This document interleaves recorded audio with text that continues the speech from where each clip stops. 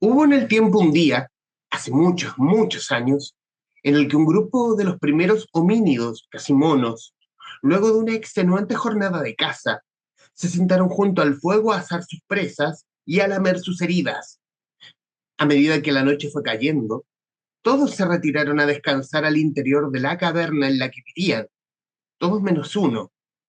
Ese de uno de ellos, el más curioso, el que se sabía diferente, decidió quedarse a mirar las estrellas.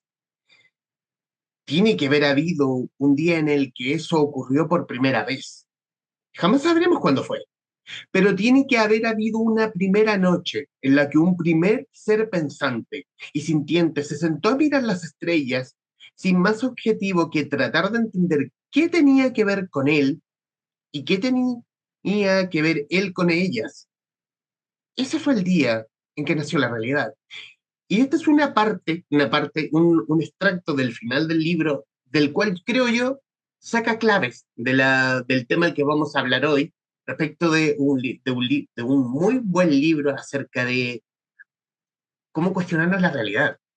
Y aquí voy a hablar ciertamente con un amigo de esta casa digital, con el que hemos hablado un montón de veces, con el escritor argentino Javier Argüello, autor de El día que inventamos la realidad, el largo viaje de la conciencia desde el Big Bang hasta la IA, su último libro editado por el sello Debate de Penguin Random House, que muy amablemente se ha hecho una ventana para conversar con nosotros. Javier, muchísimas gracias por este tiempo para con los traficantes de cultura. Muchísimas gracias a ti, Humberto, por la invitación. Como siempre, un placer. Hemos, ha sido fascinante este hilo de conversaciones que hemos tenido desde el año pasado, desde cuatro cuentos cuánticos que lo hicimos vía telemática, también hablar de los límites de la ciencia, que tuvimos la oportunidad de conversarlo en una ventanita que Congreso Futuro nos hizo para nosotros, y hablar de lo que nosotros llamamos realidad, lo que puede ser quizá una obviedad. Es como nunca nos hemos puesto a cuestionar qué es la realidad, como cuestionar la verdad. Sobre todo en el comienzo del libro donde tú hablas de Heródoto, del caso de Heródoto, hablar como de la verdad, de la historia, cómo está la historia y la historia, como en una escena de los Simpsons, como cuestionando esa grieta. Aquí, hablar de la idea, cómo, cómo se gesta, cómo nace un libro como este. Mira, en el fondo, como sabes, porque ya hemos, como bien decías, hemos hablado varias veces ya y has leído algunos otros libros míos, en el fondo es una idea que es bastante recurrente en mi búsqueda, que tiene que ver con el hecho de que, creo que te lo contaba en ocasión de los cuatro cuentos cuánticos, también partíamos pensando de dónde salieron, salen un poco de la sensación que tuve siempre de que desde pequeño siempre me sorprendió la idea de que todos diéramos por sentado que esto que nos rodea era una realidad única y la misma para todos. Eso siempre me llamó la atención. Desde muy pequeño tenía la sensación de que era una generalización un poquito grande, digamos, ¿no? Y en ese sentido, la idea de cuestionar la idea de existencia de una realidad objetiva siempre ha estado presente en mis trabajos, desde la ficción sobre todo, que mi primer libro se llama Siete cuentos imposibles. Ya en esa primera entrega eh, exploraba un poco los límites de la realidad, ¿no? Este último, Cuatro cuentos cuánticos, hablando de ficción, lo mismo. Y lo que me pasó con este del que estamos hablando hoy es que un día dije, ahora estaba corriendo, yo salgo a correr en la mañana por una montaña que está acá cerca de casa, estaba corriendo y dije, pará, y si en vez de cuestionar la existencia de una realidad objetiva, damos vuelta al problema y nos preguntamos cuándo fue que se nos ocurrió que existía la realidad. Y me pareció una idea linda de explorar y bueno, me puse a leer, como pasa cuando uno empieza a pensar un libro, uno lee muchas cosas, piensa muchas cosas, tiene conversaciones, y cuando me encontré con la anécdota de Heródoto, como el primer historiador de la historia que escribe un primer libro de la historia, que justamente se llama Historia. Así lo tituló. Y en ese libro, de alguna manera, él intenta establecer el hecho de que lo que va a contar no son hechos inventados ni soplados al oído de ningún poeta por ninguna musa, sino que son hechos realmente ocurridos. Y creo que sin darse cuenta estaba inaugurando esta noción de realidad que en la historia de Occidente, a partir de él, tuvo un largo recorrido que pasó por la realidad que creaba la poesía al principio, antes de que le estableciera la realidad histórica, después la realidad de los filósofos y hoy en día la realidad que consideramos que es la que pueden demostrar los científicos, ¿no? Entonces, se me ocurrió que era interesante hacer ese recorrido tratando de, un poco esta palabra que usan los antropólogos, el extrañamiento, ¿no? Tratando de volver extraño lo familiar, digamos, tratando de no dar por sentadas las cosas, sino pensando, a ver, todo esto que consideramos dado y que consideramos obvio, vamos a darle una vuelta más a ver qué tan obvio es. Y la verdad que fue un recorrido maravilloso y muy divertido de ir descubriendo que en realidad es bastante forzada la idea de que hay una única realidad objetiva para todos. Lo interesante es que al final de este recorrido la propia ciencia hoy en día se está planteando, digamos, está poniendo en cuestión esta idea. Sobre todo por el tema de que, haciendo memoria también de lo que conversamos en Congreso Futuro, de poniéndolo desde la ciencia y poniendo en cuestión y poniendo y exponiendo a la mesa también el método científico. Cuando tú hablabas de que el método científico es que si no es comprobable, o que tiene que ver el método científico, en el fondo si es, ponemos en cuestión el método científico cuando un hecho propiamente tal lo podemos comprobar de la misma forma. Si no es comprobable puede ser cualquier cosa en el fondo. Hemos decidido que ese es un poco el filtro que moldea la realidad, ¿no? Lo que es comprobable es real, lo que no es comprobable lo dejamos de lado. Y bueno, Ujú. como comentábamos en esa ocasión, es mucho lo que queda de lado cuando tomamos esta decisión, ¿no? De hecho, hay un párrafo que cito de Werner Heisenberg, uno de los padres de la teoría cuántica, que, bueno, no, te lo cito de memoria. Dice básicamente, está en conversación con su amigo Wolfgang Pauli, otro gran físico, otro premio Nobel de física también del grupo, digamos, que moldeó lo que se llama la interpretación de Copenhague de la teoría cuántica, la interpretación oficial de la teoría cuántica, que decía que los positivistas tenían razón al exigir una precisión absoluta en el método científico. Ahora, que si eso nos implicaba que no podíamos pensar acerca de otro tipo de relaciones que también estaban ahí, y la realidad, digamos, el mundo se nos hacía muy pequeño, porque aquello que podíamos comprobar con precisión era, él decía literalmente poco menos que nada. Entonces, un poco la pregunta es esa, ¿qué se nos está quedando afuera, ¿no? Cuando decidimos que lo único que es real es lo es lo que puede ser comprobado. En el fondo, claro, como es, como que la historia, como le hablaba de que el universo no es simplemente matemática, no es todo comprobable desde la matemática. Bueno, de hecho, el lenguaje el lenguaje de la física, que ya el mismo nombre de la disciplina, que hayamos decidido llamar física a la disciplina que estudia el universo, ya nos dice algo, ¿no? Hemos decidido que el universo es solamente la parte física del universo. Lo que no es físico ya no es estudiable por parte de la disciplina que trata de explicarnos el universo.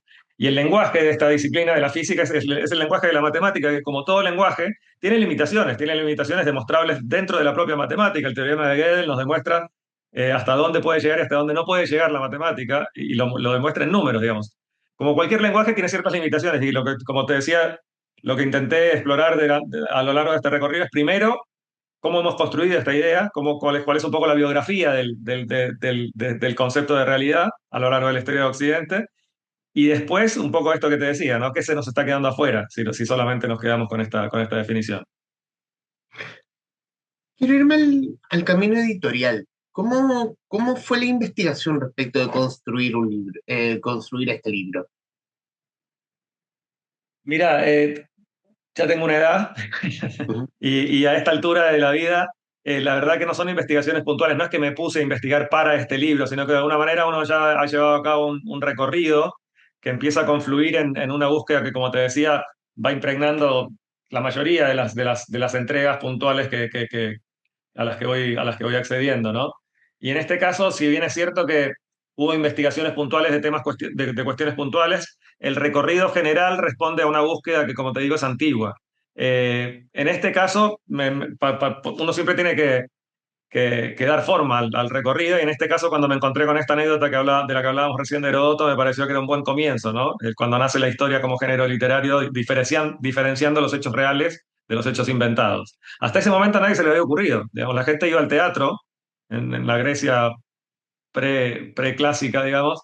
La gente iba al teatro y veía una obra y no se preguntaba si los hechos que estaba viendo habían ocurrido realmente o no. Simplemente le reflejaban partes de la vida con las que se podían identificar, y eso les hacía sentido y les hacía pensar en sus propias circunstancias. No es algo tan obvio como nos puede parecer el hecho de que siempre hayamos querido diferenciar entre realidad y ficción. De hecho, hay culturas que no lo hacen, que no conocen ese límite, y la nuestra solo a partir de un determinado momento empezó a hacerlo. Entonces, ese me pareció un lindo comienzo y a partir de ahí, como te digo, quise trazar el recorrido desde ese momento hasta hoy en esta clave, en la clave de construcción de la realidad. Y sí que fui investigando temas puntuales, algunos que ya he ido investigando, como la revolución que produjo la teoría cuántica dentro de la mirada científica. Son temas que ya he ido investigando, otros que fueron surgiendo a lo largo de la investigación, como por ejemplo el hecho de que la aleatoriedad en matemática no existe, yo no lo sabía.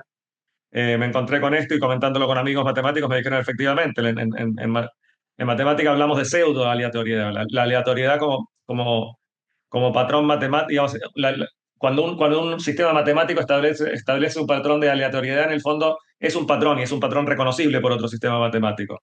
Y eso, digamos, me pareció muy interesante, sobre todo ahora que estamos pensando en inteligencias artificiales que no dejan de ser patrones matemáticos y que no pueden generar verdadera aleatoriedad, es decir, la verdadera aleatoriedad solo está en la naturaleza.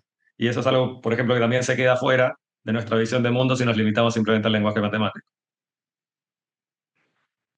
Quiero entrar también como, a ver, alguna vez lo conversamos creo que con Cuatro Cuentos Cuánticos de respecto de, citando otra entrevista con otro escritor respecto de hablar de la mente.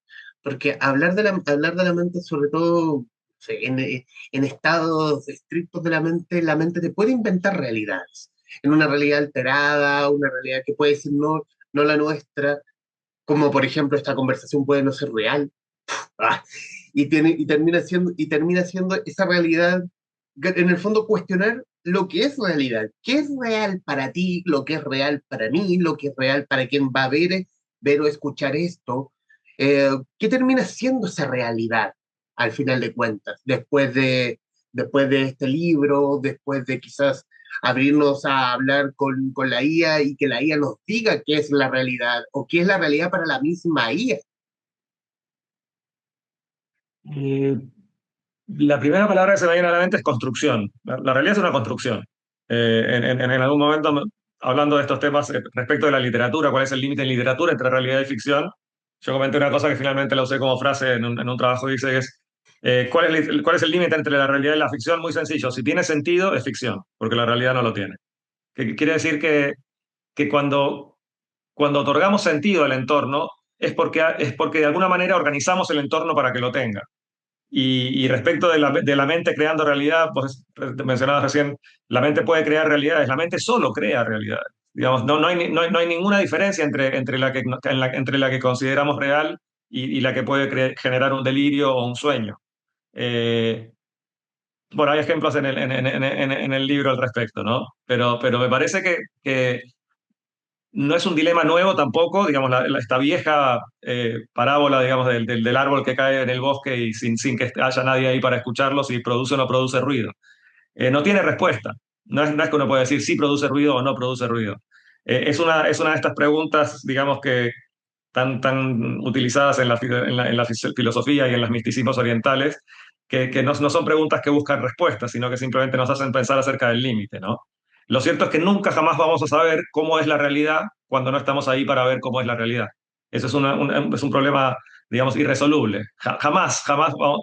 Y tenemos unos sentidos que se afinan en un aspecto del entorno. Por ejemplo, la vista, sabemos que nuestros ojos reconocen un espectro muy, muy pequeño de todo el espectro de ondas visuales que hay flotando en el ambiente.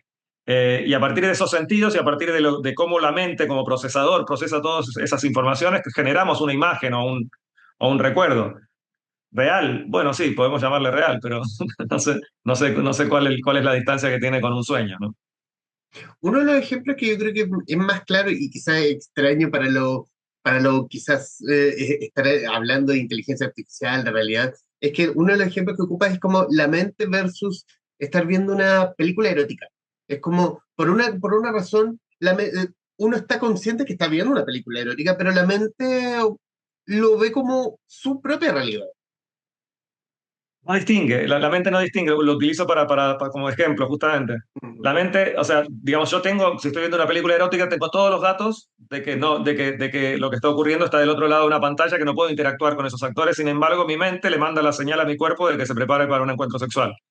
Me parece que es una prueba clara de que, de que para la psiquis nuestra no hay mucha diferencia entre una cosa y la otra. ujú.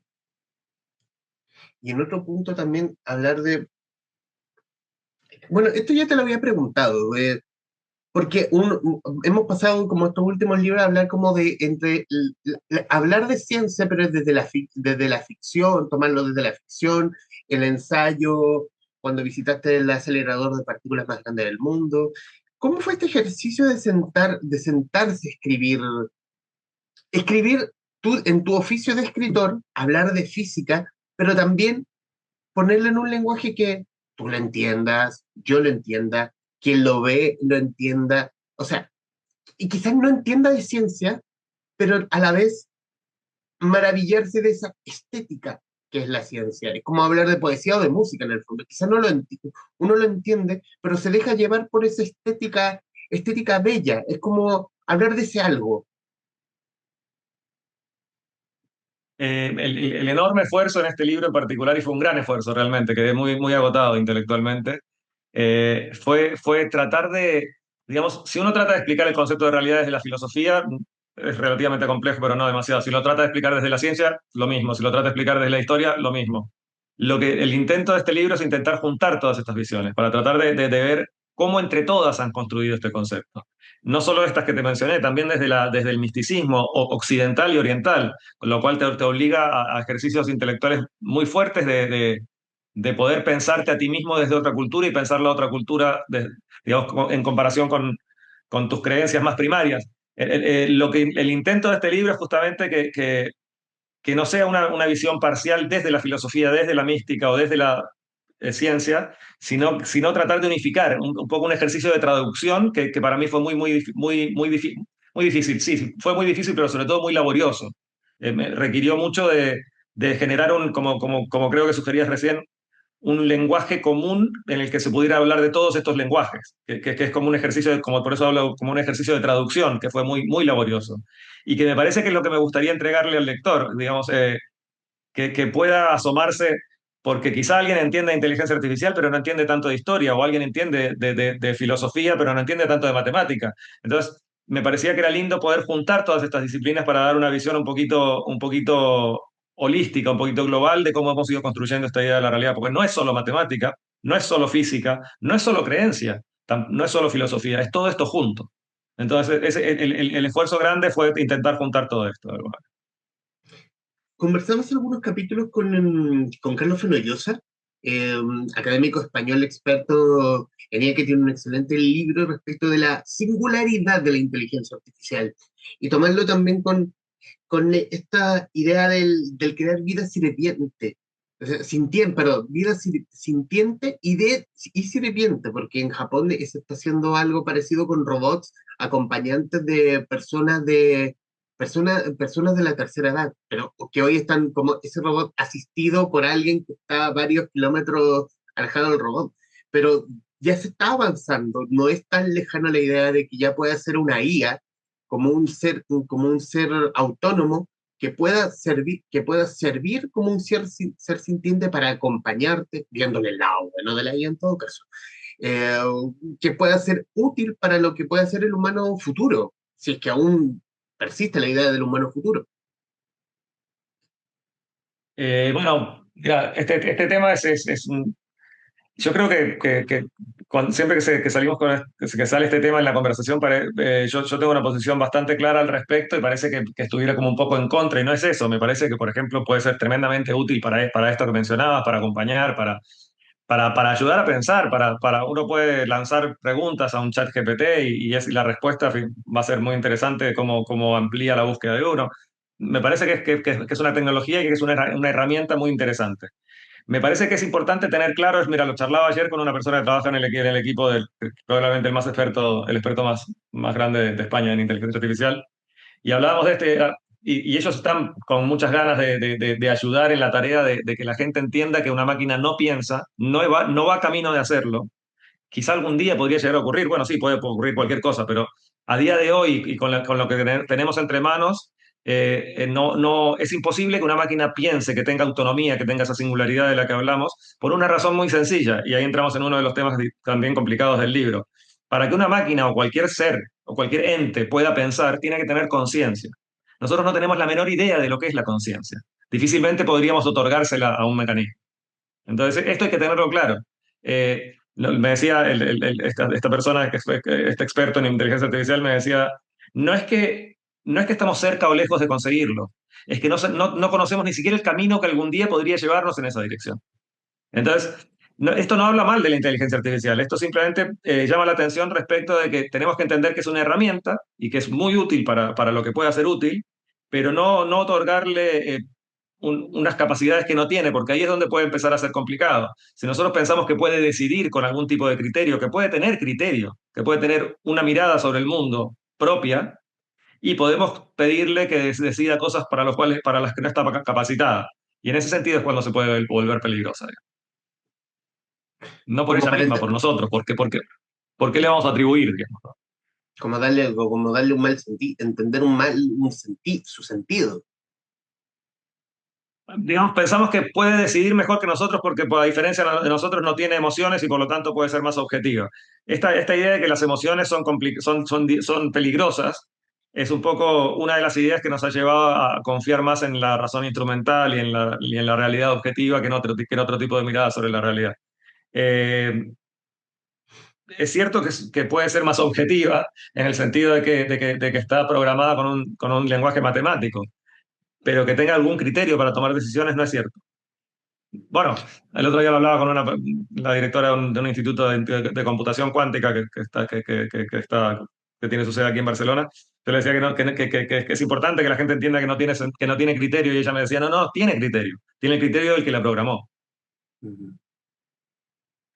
Y en ese punto, ya quizás saliéndonos un poco del libro, como hablar de el uso el uso de la IA desde el copyright. Por ejemplo, que una IA te puede escribir un libro. Le pasó a un fanático de la saga de los libros de George R. R. Martin, que creó los libros que faltaban y Martin se enojó y lo llevó a lo legal. También eh, que una IA pueda transformar una imagen tuya y la pueda transformar y te pueda dibujar a los estudios Ghibli. ¿Cómo juega ahí en ese sentido el tema del copyright? Como en ese mal uso. En la parte legal no me voy a meter porque no tengo ni idea, no, tendrías que preguntarle a un experto justamente en derechos de autor, ¿no? En propiedad intelectual, que es cosa que yo no lo soy. Lo que sí me parece es que si una IA puede reemplazar lo que estás haciendo es porque lo que estás haciendo es maquinizable. Y eso debería ser una noticia, digamos. Hemos ido avanzando mucho en la maquinización de nuestras tareas. Yo tengo la sensación de que no es que la IA se haya humanizado tanto como que la gente cree, sino que nosotros nos hemos maquinizado lo suficiente como para poder ser reemplazados en muchas tareas por una máquina. Esa es una cuestión. Y por otro lado, otro tema que se habla respecto a esto es como, ¿cuál es la diferencia entre un texto? Si yo no puedo notar la diferencia entre un texto creado por una persona o por una IA, entonces ¿cuál es el problema, no? ¿Cuál sería el cuestionamiento? Primero, lo que te digo. Si no puedo notar la diferencia es que estoy acostumbrado a textos en los cuales no se manifiesta una mirada sobre el mundo personal. Y es cierto que estamos bastante acostumbrados a textos de ese tipo. Ni hablar en el ámbito académico, que en el fondo los papers, las tesis doctorales, terminan siendo un compendio de citas. Y si estamos hablando de un compendio de citas, es decir, de acceso a un montón de información, y sí, la máquina me va a ganar, tiene una base de datos mucho más grande que la mía. Si no hay una posición personal respecto a una mirada sobre el mundo, entonces sí, somos iguales la máquina y yo. Me parece que es un lindo momento para empezar a pensar justamente en esto. ¿Qué puedo aportar yo que no aporta la máquina? El otro día en un programa de radio me entrevistaban y hablando de estas cosas me decían justamente esto, ¿no? Me decían, bueno, pero si yo no me doy cuenta, ¿cuál es la diferencia? Y digo, estamos confiando mucho en nuestros sentidos entonces, porque yo puedo no darme cuenta de ciertas cosas y sin embargo haber una gran diferencia. Por ejemplo, si yo creo un, un, un artefacto que tiene color de tomate, forma de tomate, que cuando lo muerdo sabe a tomate, y yo no me doy cuenta de la diferencia, bueno, pero puede que ese bicho no tenga ningún nutriente. Y yo a través de mis sentidos, de la vista, del olfato y del tacto, no puedo darme cuenta que no tiene nutrientes. Pero bueno, hay algo que está faltando. Entonces, el hecho de que yo no note la diferencia no quiere decir que equipare a una cosa y a la otra. En el fondo, volvemos al libro, que es cuestionarnos de que la realidad es que yo me estoy comiendo algo lo que puede saber, quizás sea parecido a un tomate, pero que en su interior no lo sea. Digo que hay cosas que escapan a nuestra percepción y que sin embargo marcan diferencia. Ujú. Y ahí ya nos metemos en, como te decía, el tema, uno de los temas en los que se mete la segunda mitad del libro, que es el tema de la conciencia, ¿no? Que por supuesto no llega a una conclusión cierta. Yo cuento algunas reflexiones que he tenido al respecto y algunas conversaciones que he tenido al respecto de posibles abordajes de ese tema, que yo creo que en el fondo, hoy a la luz de la IA, a la luz de la computación cuántica, a la luz de un montón de tecnologías que están un poco amenazando con entrar en juego y transformar el juego. Ujú.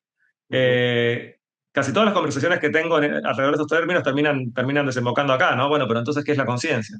Y la verdad que nadie tiene la respuesta. Tampoco, advierto, tampoco la van a encontrar en este libro, pero sí que van a encontrar algunas preguntas interesantes al respecto para que nos cuestionemos y para que cada uno haga el ejercicio de tratar de buscar la suya, ¿no? Claro, en el cuestionamiento de vernos en preguntas más quizás desde lo holístico, más preguntas más filosóficas respecto de cómo una máquina puede, en la teoría de que de aquí a mañana, de aquí a 50 100 años, podría tener esa capacidad, como ese libre albedrío que tiene el ser humano, poniéndolo en el lado más Ya. religioso. Eh, Como te decía, a día de hoy, no sé qué va a pasar dentro de mucho tiempo, pero mucho tiempo, no 50 años. A día de hoy, lo máximo a lo que puede acceder la máquina es a la aleatoriedad, y la conciencia no es aleatoriedad, es voluntad. Ujú. Digo, yo elijo una cosa sobre la otra, eso es el libre albedrío. Cuando una máquina, cuando dicen, si escuchas por ahí que alguien dice, es que está haciendo cosas para las que no fue programada, es cierto, pero eso no quiere decir que haya cobrado voluntad. Simplemente está generando combinaciones que no fueron programadas. Digo, a lo más que podría llegar es a la aleatoriedad, y la aleatoriedad no es conciencia. La conciencia es experiencia de ser en el mundo, y es voluntad y es criterio. Y la máquina no puede llegar a eso. Digo, no puede llegar, y salvo que pase algo muy extraño, no es que falta mucho para que llegue. Es que con estos sistemas con los que estamos trabajando no va a llegar nunca. Claro, lo que hoy es que, que la IA está absorbiendo los datos que los que tiene a mano, sea desde una la gran nube que puede ser Internet, lo que puede darle su propio creador, que es lo que está a mano en este momento. Y mencionaste la palabra clave, datos. Yo no soy datos solamente. Esta idea de que si yo pudiera sacar los datos que hay en esta cabeza y ponerlos en un pendrive con suficiente memoria, entonces mi ser estaría en ese pendrive, es una locura, es una aberración total. Mi ser es bastante más que los datos Ujú. que guarda mi cerebro. Es un montón de otras cosas. Entonces, no somos solamente datos. Y la inteligencia artificial sí es solamente datos. A tu juicio, cómo se ve hoy, en este momento, 2025, y de aquí en adelante, cómo seguimos o se sigue cuestionando la realidad respecto de lo que tecnológicamente estamos viendo a nuestro alrededor? Bueno, yo creo que vienen tiempos muy interesantes. Las discusiones, ayer estaba hablando con un amigo matemático, informático que trabaja en inteligencia artificial y pensábamos que esta conversación que estamos teniendo tú y yo está ocurriendo hoy, no estaba ocurriendo hace 20 años. Y digamos, estas circunstancias particulares que nos tocan vivir en realidad convierten el momento en un momento tremendamente apasionante, solamente que muy incierto. No sabemos, no tenemos respuestas de cómo sigue esto. Estamos empezando a asomarnos a los límites que tiene una concepción que parece que se está acabando, que se está agotando. No sabemos qué es lo que viene. Y la incertidumbre te puede parecer muy excitante o muy aterradora. Normalmente nos parece más aterradora que excitante. Somos más las personas a las que nos asusta la incertidumbre y nos incomoda que a las que nos entusiasma. Entonces, a mí me parece que es un momento maravilloso en el sentido de que nos estamos asomando a reflexiones y a discusiones y a conversaciones que a mí me interesan muchísimo. Eso no quiere decir, no anula el hecho de que va a ser un momento muy difícil para el mundo. Cuando una concepción de mundo empieza a agotarse y nace una nueva, en el medio hay un momento de incertidumbre fuerte y la incertidumbre, como te decía, no nos resulta muy cómoda. Y al perder seguridades, la gente suele agarrarse de cualquiera que tenga a mano y se empiezan a tomar posiciones bastante extremas y bastante beligerantes respecto de las otras. Por una razón muy sencilla, si me estoy quedando sin seguridades y encontré una, no me la toques porque es la única que tengo y no me quiero quedar sin ninguna. Entonces la conversación se crispa bastante. Yo estoy intentando encontrarme con personas que trabajan en distintos campos de tecnología y de no tecnología para compartir puntos de vista que no necesariamente son los mismos, pero que, no, pero que por ninguna razón tienen que enfrentarse. Digamos, es como un poco, en vez de enfrentar lo que yo pienso a lo que tú piensas, pongamos un objeto sobre la mesa, mirémoslo los dos y contémonos qué está viendo cada uno, porque nos vamos a enriquecer las dos miradas. Esa sería, me parece, lo deseable de un momento como el que estamos viviendo, ¿no? Que nos sentemos a imaginar juntos qué es lo que viene, cómo hemos construido esto y a desarmar un poco los supuestos con los que hemos trabajado durante siglos. Esa puede ser, como te digo, una tarea muy creativa y muy enriquecedora o muy intimidante y por lo tanto que saque de nosotros partes no buenas, digamos, que es lo que en gran parte se está viendo, ¿no? ¿Te consideras optimista del rumbo de la inteligencia artificial? Hamlet decía, yo estoy loco cuando sopla el viento del sureste, cuando sopla el del norte soy la persona más cuerda del mundo. Te diría, depende. A la tarde soy optimista, por la mañana no tanto, no sé, depende del día que me agarres y a la hora que me agarres.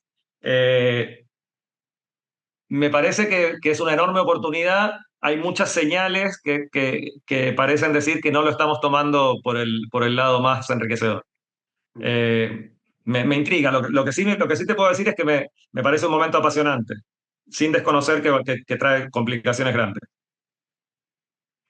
Conversaba también con un escritor hablando de que que él le tiene terror, que él es más pesimista, que le tiene terror a la IA. Perdón. Y en ese sentido también uno lo ve desde como el uso de la IA desde cualquier usuario en TikTok, de que por un lado uno ve el pesimismo respecto al uso de la IA y por otro lado veo a Homero Simpson cantando La gata bajo la lluvia, que no son uso como está al lado A y al lado B de esta visual. Totalmente. Es que creo que son dos caras de la misma moneda, está pasando lo mismo, las dos cosas están pasando al mismo tiempo. Es como un poco la ola, ¿no? La ola del mar que uno ve la cresta por sobre la superficie, pero por debajo de la superficie hay una forma igual, Mm. que solo que no se está viendo. Me parece que se están extremando ambas posturas, el optimismo y el pesimismo. Demasiado extremos, cualquiera de los dos bueno, el optimismo extremo es una especie de euforia delirante, el pesimismo extremo puede ser muy paralizante, ¿no? Ojalá seamos capaces de mantener un poco la calma es que en el fondo el pesimismo o el optimismo no es sobre la guía, es sobre nosotros. Digo, ¿vamos a ser capaces de manejarla con cierta sabiduría o no? Al final, como incluso creo que la primera vez que hablamos tú y yo fue por un libro que escribí que se salía un poco de estos temas que entraban en temas políticos, ¿no?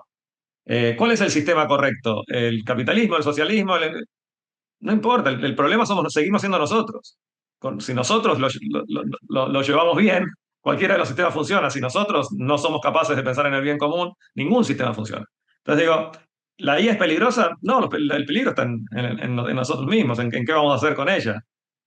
Hay señales un poco preocupantes si está en nuestras manos, digamos, hay algunas señales preocupantes al respecto en el sentido del poco contacto que estamos teniendo con nuestras propias emociones, con nuestros propios deseos, nuestros propios propósitos de vida, en el sentido que estamos dándole a todo este viaje.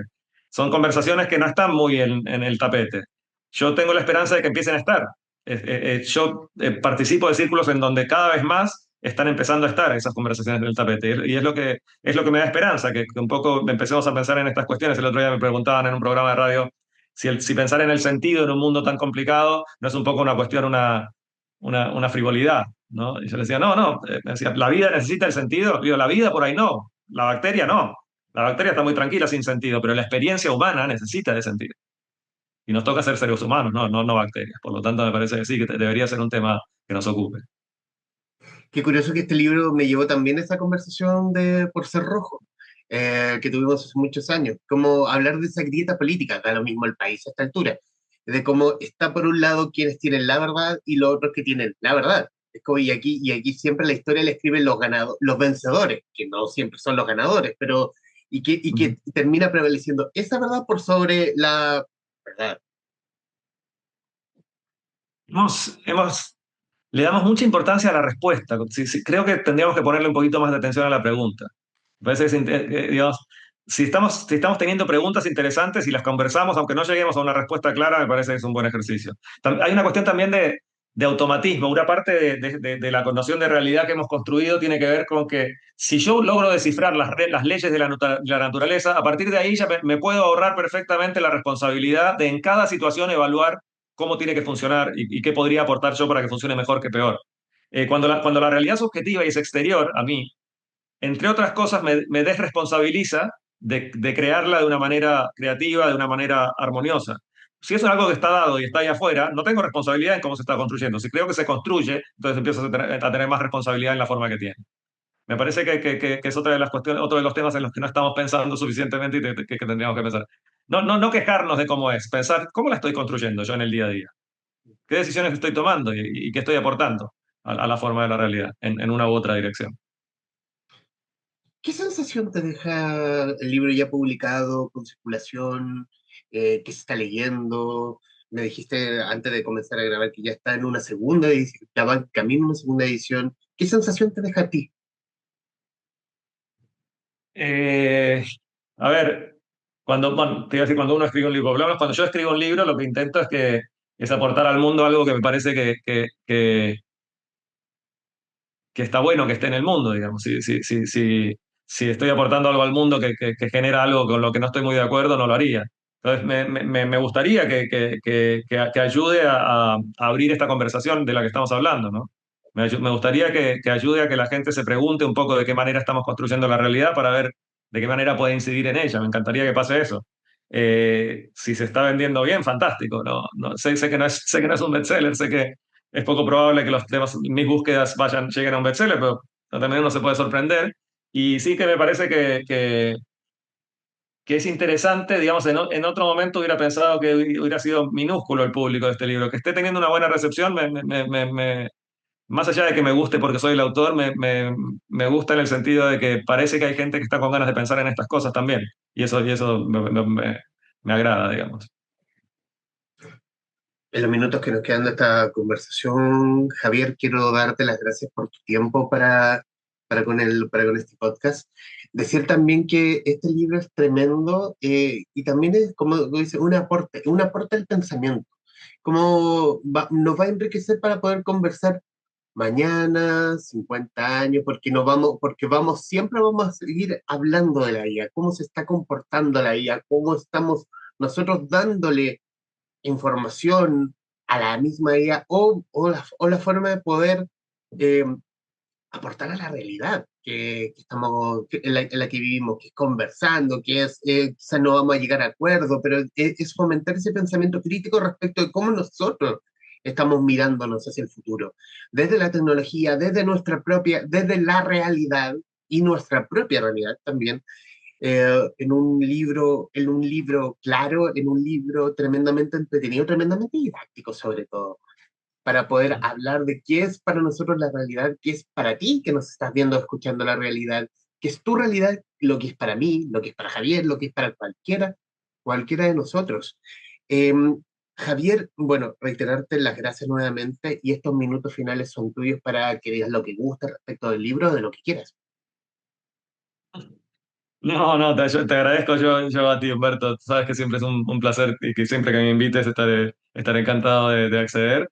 Y nada, que la conversación se continúe ojalá en las mesas de quienes lo hayan leído y tengan ganas de hablar al respecto. Esa sería mi máxima ilusión, digamos.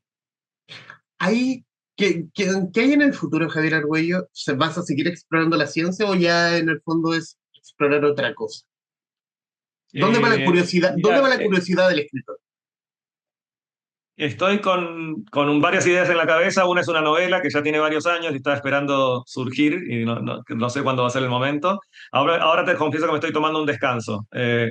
Alguna vez estos tres libros que mencionaste y que mostraste, este nuevo y los otros dos que mostraste, de alguna manera componen una suerte de trilogía que aborda este tema desde la ficción y desde el ensayo. Una ficción total en los cuatro cuentos cuánticos, este es un ensayo total. y mostraste uno pequeñito que es como una especie de diario de viaje al acelerador de partículas de Ginebra, ¿no? Entre los tres, de alguna manera, componen una... Creo que cierran un poquito una búsqueda. No quiere decir que no la vaya a seguir explorando, pero creo que la cierran. Y fue un trabajo bastante intenso. Nunca había sacado 3 libros en un año. Fue un trabajo bastante intenso. Y ahora, como te decía, te confieso, estoy descansando un poco de ese recorrido, de esa aventura. ¿Qué viene en el futuro? No tengo la menor idea, la verdad. Es muy probable que siga tiñéndose de estos temas mi búsqueda, mi escritura, pero porque, como te decía, ha estado desde el principio, solo que antes no se llamaba teoría cuántica y se llamaba cuentos imposibles, pero se ve que desde las primeras búsquedas el tema de los límites de la realidad eh, estaba presente. Uno lo puede explorar de diversas maneras. Me parece la exploración, uno no tiene demasiados temas de exploración, lo que pasa es que los va mirando desde distintos ángulos, ¿no? Veremos qué trae el futuro, a ver qué esperar. Como te decía, la anticipación también es otra de las. Queremos saber las reglas, queremos jugar como con ventaja, que nos cuenten cuáles son los pasos que vienen. La verdad es que mañana será otro día y hay que levantarse. Una cosa que comentamos poco de este libro es que también se meten misticismos occidentales y orientales, y hay una frase de Confucio que dice, un sabio no tiene ideas. ¿Qué quiere decir eso? Que un sabio no entra en las situaciones despojado de cualquier expectativa, para desde el centro mismo de esa situación tratar de entenderla y ver cuál es su papel en ella. Me parece que ya veremos mañana cómo sigue todo esto. El escritor argentino Javier Argüello, autor de El día que inventamos la realidad, libro editado por el sello Debate en conversación con la guarida de los traficantes de cultura. Mi estimado Javier, nuevamente, muchísimas gracias por tu tiempo. A ti, Humberto, que vaya bien, nos vemos la próxima. A quienes nos están viendo y escuchando, gracias por estar ahí. Adiós.